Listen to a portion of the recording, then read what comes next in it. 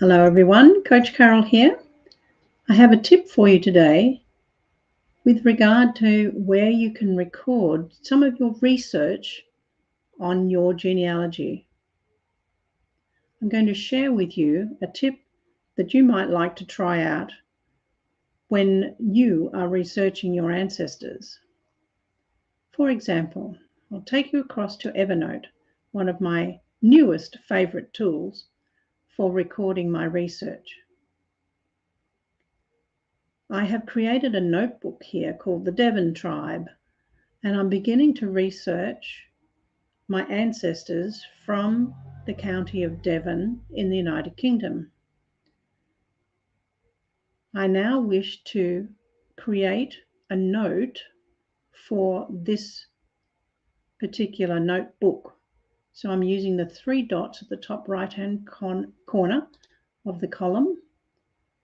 And when the options show up, I click on Add New Note. If all this is new to you, you can have a go at using Evernote yourself without having to pay any money. You can use it free. Just go to evernote.com and download. So creating a new note is as easy as clicking on Add New Note. I will give this note a title with the name of my ancestor, who was born in 1817 in Devon. So that's the reason that I have called this notebook the Devon Tribe. So I've created a note for William, and now I need to research for some of the information that I need about him.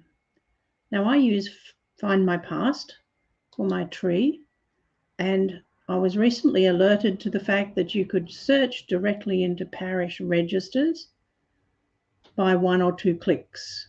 Once you enter Find My Past, you go to the parish records. I've gone to the Devon parish records and I've searched for a baptism for William Allery by simply putting in his first name here and his last name here, and then the birth year as required. And further down, I have added some further details that I knew from previous research that would help this database find the right William Allery. His father's name was Samuel and his mother's name was Elizabeth. So with those 2 pieces of information in place, came up with 2 results. And when I clicked that, these are the 2. It's the same person, 2 different records. And in one case, there is an original document that I can view. Back to that in a moment. First, I just want to grab the details or the transcript of this from that first record. And here we have the details of the baptism of William Allery in Dartmouth St. Saviour, as you can see up here. If I was already in my tree, I would add it there.